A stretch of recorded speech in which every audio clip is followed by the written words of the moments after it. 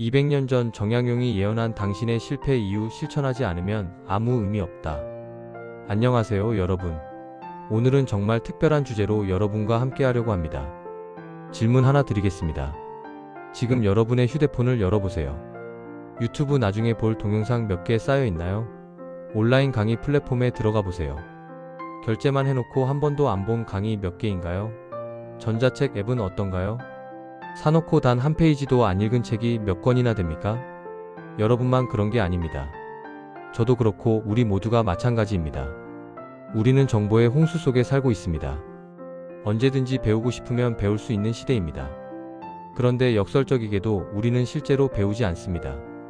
오늘 제가 여러분께 소개할 분은 200년 전 이미 이 문제를 정확하게 꿰뚫어본 천재입니다. 바로 조선 후기 최고의 실학자 다산 정약용 선생입니다. 정약용은 말했습니다. 책을 읽되 실천하지 않으면 그것은 남의 재산 목록을 세는 것과 같다. 오늘 이 영상에서는 정약용 선생의 삶과 명언을 통해 우리가 왜 실패하는지, 그리고 어떻게 하면 진정한 성장을 이룰 수 있는지 함께 탐구해 보겠습니다. 영상이 길지만 끝까지 보시면 분명히 여러분의 인생이 바뀌는 계기가 될 것입니다. 그럼 시작하겠습니다. 1부 천재의 몰락 그리고 재탄생. 정약용은 1762년에 태어났습니다. 그는 어릴 때부터 천재로 소문났습니다. 7세에 이미 시를 짓고 16세에 아버지를 따라 한양에 올라와 명문가의 자제들과 어깨를 나란히 했습니다. 22세에 과거에 급제했고 정조 임금의 총애를 받으며 승승장구했습니다. 정조는 정약용을 얼마나 아꼈는지 이 사람이 있으면 나라가 흥할 것이라고까지 말했습니다. 그런데 1800년 정조가 갑자기 승하합니다. 정약용의 나이 38세였습니다. 정조가 죽자마자 정치적 상황이 급변합니다.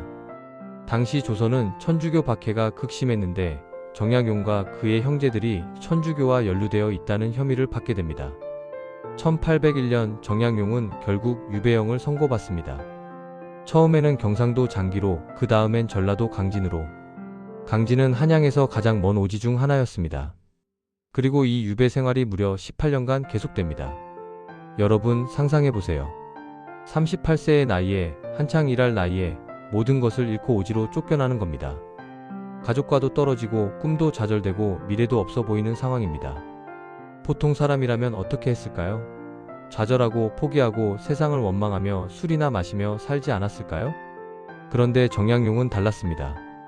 그는 유배지에서 인생 최고의 작품들을 만들어냅니다. 18년 동안 그가 쓴 책이 몇 권인지 아십니까? 무려 500여 권입니다. 500권이에요. 1년에 거의 30권 가까이 쓴 겁니다. 그런데 더 놀라운 건 이 책들이 단순한 철학책이나 문학책이 아니었다는 겁니다. 정약용은 실용적인 책들을 썼습니다. 배다리를 어떻게 만드는지, 성을 어떻게 효율적으로 쌓는지, 백성들의 삶을 어떻게 개선할 수 있는지, 농사를 어떻게 더 잘 지을 수 있는지, 모두 실제로 써먹을 수 있는 지식들이었습니다.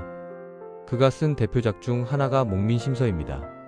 지방 관리가 어떻게 백성을 다스려야 하는지를 48편으로 나눠서 상세하게 설명한 책입니다. 이 책은 지금도 공무원들의 필독서로 꼽힙니다. 또 경세유표라는 책은 나라를 어떻게 다스려야 하는지에 대한 방대한 정치 개혁안입니다. 흠음신서는 형사재판을 공정하게 하는 방법을 담은 법률서입니다. 여러분, 이게 가능한 일일까요?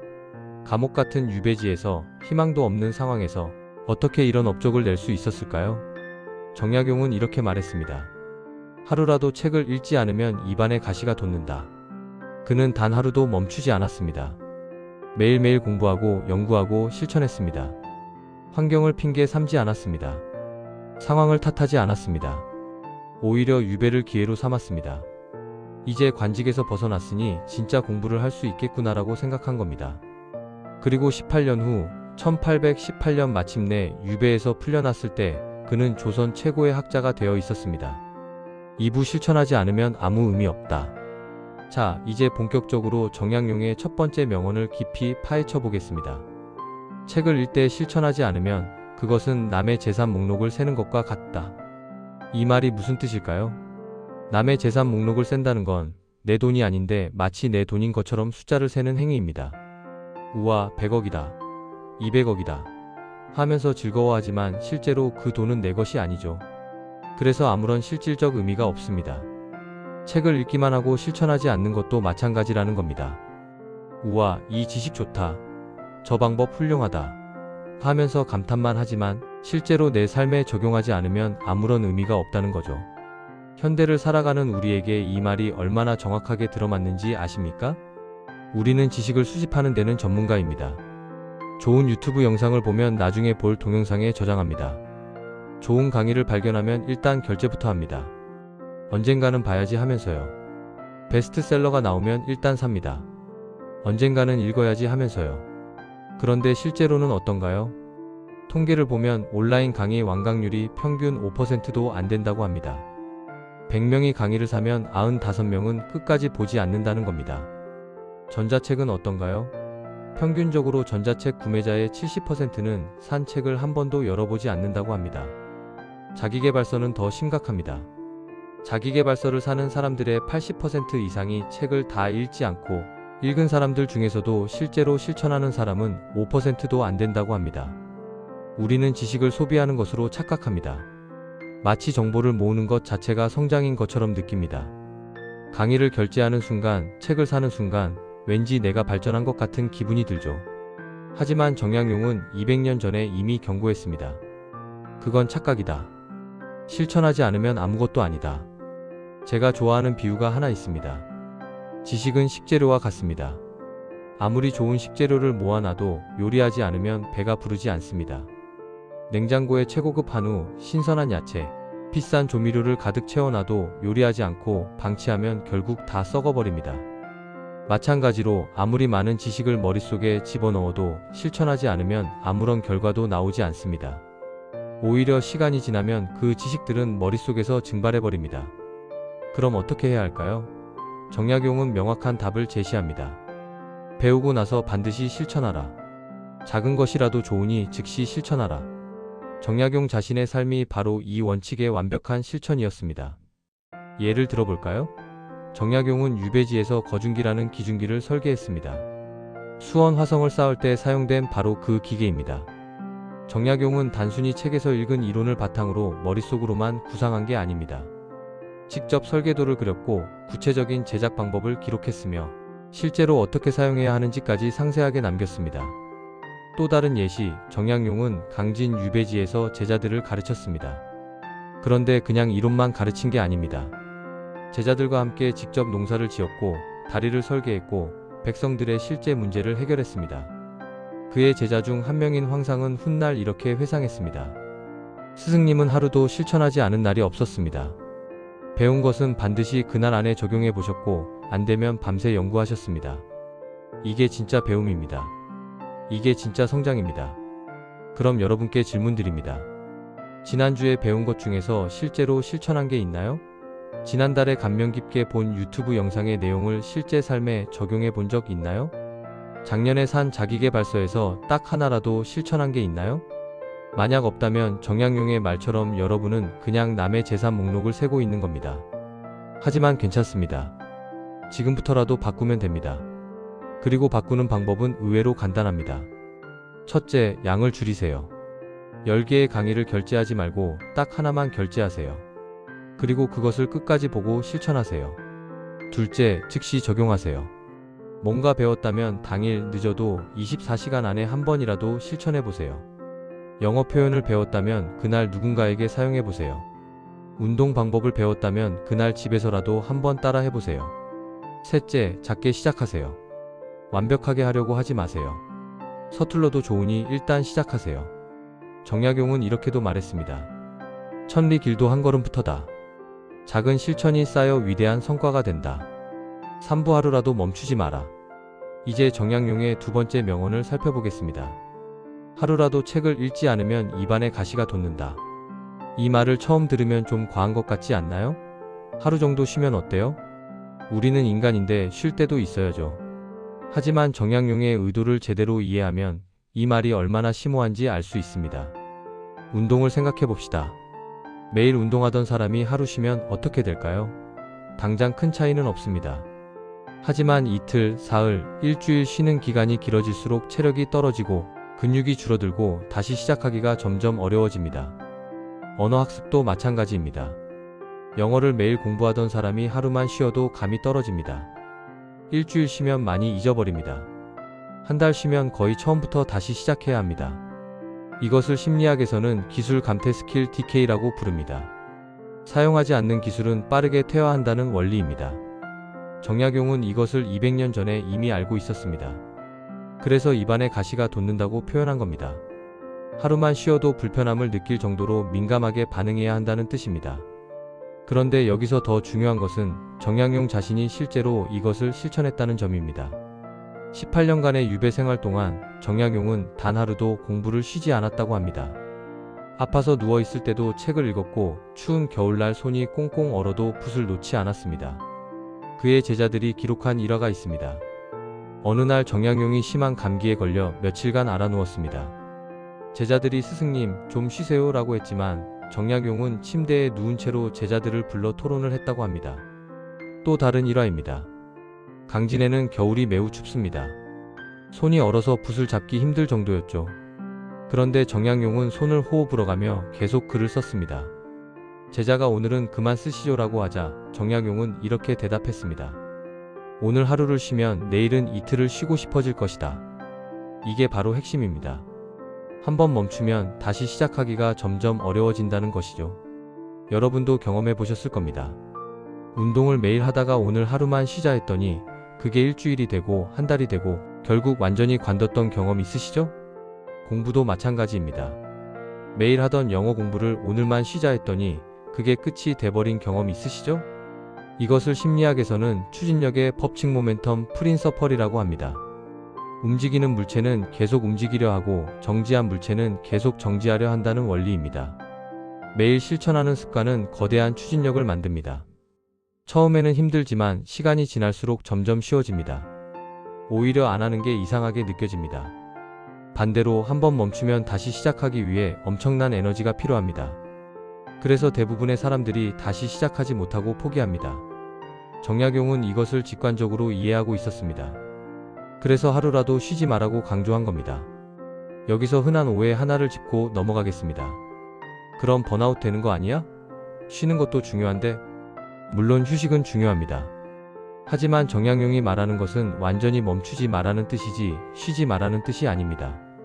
예를 들어 매일 2시간씩 공부하다가 너무 피곤하면 오늘은 30분만 해도 됩니다. 중요한 것은 0이 되지 않는 것입니다.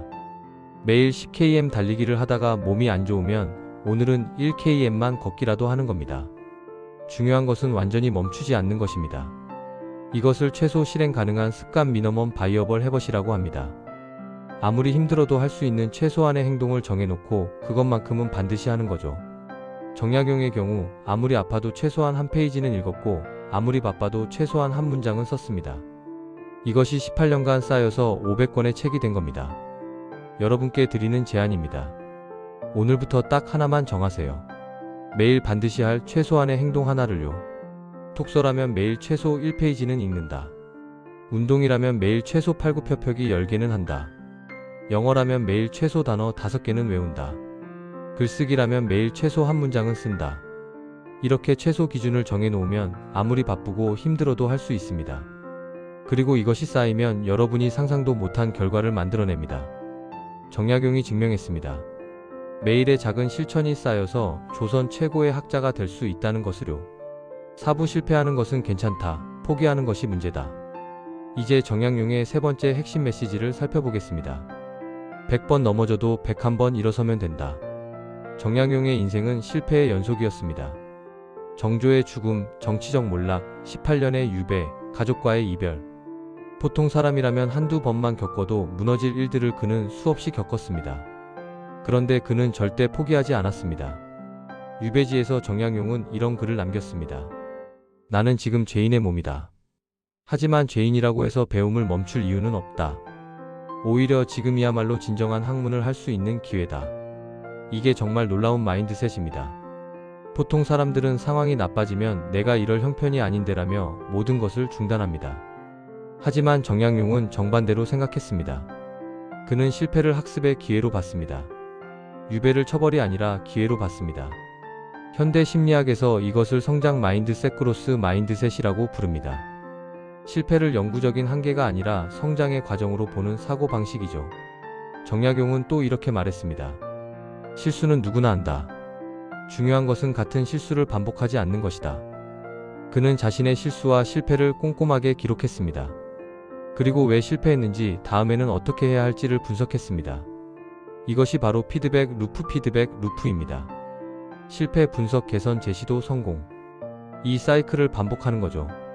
현대에 성공한 사람들도 같은 원리를 말합니다. 토마스 에디슨은 전구를 발명하기까지 1만 번 실패했습니다. 누군가 1만 번이나 실패했는데 포기하지 않았나요? 라고 묻자 그는 이렇게 대답했습니다. 나는 실패한 게 아니다. 전구를 만들지 않는 1만 가지 방법을 발견한 것이다. 마이클 조던은 말했습니다. 나는 커리어 동안 9,000번 이상 슛을 실패했다. 거의 300경기를 졌다. 26번이나 결승 슛을 실패했다. 나는 계속 실패했다. 그것이 내가 성공한 이유다. 정약용도 똑같은 말을 200년 전에 했습니다. 여러분, 지금 실패하고 있나요? 괜찮습니다. 정약용도 실패했습니다. 지금 좌절하고 있나요? 괜찮습니다. 정약용도 좌절했습니다. 지금 모든 게 막막한가요? 괜찮습니다. 정약용도 막막했습니다. 중요한 것은 포기하지 않는 것입니다. 계속 일어서는 것입니다. 오부 환경은 핑계가 될 수 없다. 정약용의 네 번째 핵심 메시지입니다. 뜻이 있는 곳에 길이 있다. 많은 사람들이 이렇게 말합니다. 나도 하고 싶지만 환경이 안 돼요. 시간이 없어요. 돈이 없어요. 여건이 안 돼요. 정약용에게 물어봅시다. 유배지의 환경이 좋았나요? 시간이 넉넉했나요? 돈이 많았나요? 여건이 좋았나요? 전혀 아닙니다. 오히려 최악이었습니다. 좁고 누추한 집에서 살았고, 돈이 없어서 끼니를 거르기도 했고, 책을 구하기도 어려웠고, 제대로 된 연구 도구도 없었습니다. 그런데도 500권의 책을 썼습니다. 어떻게 가능했을까요? 정약용은 환경을 탓하지 않고 환경을 활용했습니다. 책이 없으면 직접 만들었습니다. 제자들에게 빌려서 베껴 썼습니다. 연구 도구가 없으면 주변에 있는 것을 활용했습니다. 나무 조각, 돌, 흙, 뭐든지요. 돈이 없으면 백성들과 함께 일하며 배웠습니다. 그는 제약을 창의성의 원천으로 삼았습니다. 현대 경영학에서 이것을 제약 조건의 역설 패러닥스 어브 CONSTRAINTS이라고 합니다. 제약이 많을수록 오히려 더 창의적인 해결책이 나온다는 원리입니다. 애플의 초창기를 생각해보세요. 스티브 잡스와 스티브 워즈니악은 차고에서 시작했습니다. 돈도 없고 공간도 없고 자원도 없었죠. 하지만 그 제약 때문에 오히려 더 창의적이고 효율적인 제품을 만들어냈습니다. 정약용도 마찬가지였습니다. 유배지의 제약이 오히려 그를 더 위대하게 만들었습니다. 여러분에게 질문합니다.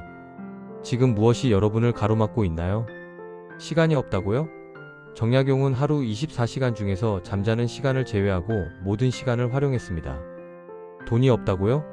지금은 무료로 배울 수 있는 자료가 넘쳐납니다. 유튜브, 도서관, 온라인 강의. 장소가 없다고요? 스마트폰만 있으면 어디서든 배울 수 있습니다. 환경은 핑계가 될 수 없습니다. 문제는 환경이 아니라 의지입니다. 6부 실천을 위한 구체적 전략. 자, 이제 가장 중요한 부분입니다.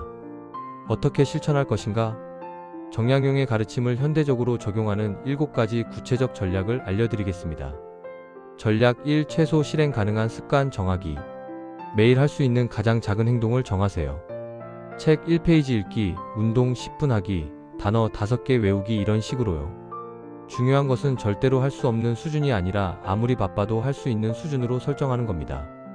전략 2. 즉시 실행 원칙. 뭔가 배웠다면 24시간 안에 한 번이라도 실천하세요. 이것이 학습을 장기 기억으로 전환시키는 열쇠입니다. 전략 3. 실천 일지 작성. 정약용은 매일 자신이 한 일을 기록했습니다.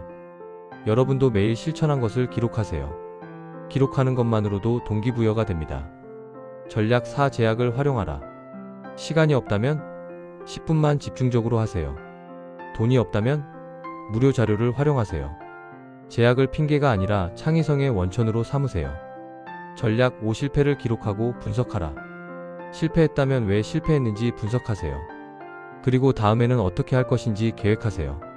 실패는 끝이 아니라 배움의 과정입니다. 전략 6연속 일수 추적. 며칠 연속으로 실천했는지 세어보세요. 연속 일수가 늘어날수록 끊고 싶지 않은 심리가 작동합니다. 전략 7. 공개적으로 선언하라. 주변 사람들에게 여러분의 목표를 선언하세요. 공개적으로 선언하면 책임감이 생깁니다. 마무리. 당신의 18년은 지금부터 시작된다. 정약용은 38세에 유배를 갔습니다. 56세에 풀려났습니다. 보통 사람이라면 인생 망했다고 생각할 나이와 상황이었습니다. 하지만 그는 그 18년을 인생 최고의 시기로 만들었습니다. 여러분은 지금 몇 살이신가요? 20대? 30대? 40대? 50대? 늦었다고 생각하시나요? 정약용은 38세에 시작해서 조선 최고의 학자가 되었습니다. 환경이 안 좋다고 생각하시나요? 정약용은 유배지에서 500권을 썼습니다. 시간이 없다고 생각하시나요? 정약용은 하루도 쉬지 않고 매일 실천했습니다. 오늘 이 영상을 보신 여러분은 선택의 기로에 서 있습니다. 계속 나중에를 외치며 살 것인가? 아니면 오늘부터 작은 실천을 시작할 것인가? 정약용은 말합니다. 천리 길도 한 걸음부터다. 오늘 지금 이 순간부터 시작하세요. 책 한 페이지를 읽으세요. 운동 10분을 하세요. 단어 5개를 외우세요. 글 한 문장을 쓰세요. 작아 보이나요? 괜찮습니다. 정약용의 500권도 한 문장에서 시작되었습니다. 18년 후 여러분은 어떤 모습일까요? 그것은 오늘 여러분이 무엇을 선택하느냐에 달려 있습니다. 정약용은 증명했습니다.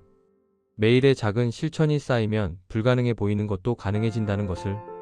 여러분의 18년은 지금부터 시작됩니다. 행동하세요. 실천하세요. 멈추지 마세요. 여러분은 할 수 있습니다. 영상 끝까지 봐주셔서 감사합니다. 이 영상이 도움이 되셨다면 좋아요와 구독 부탁드립니다.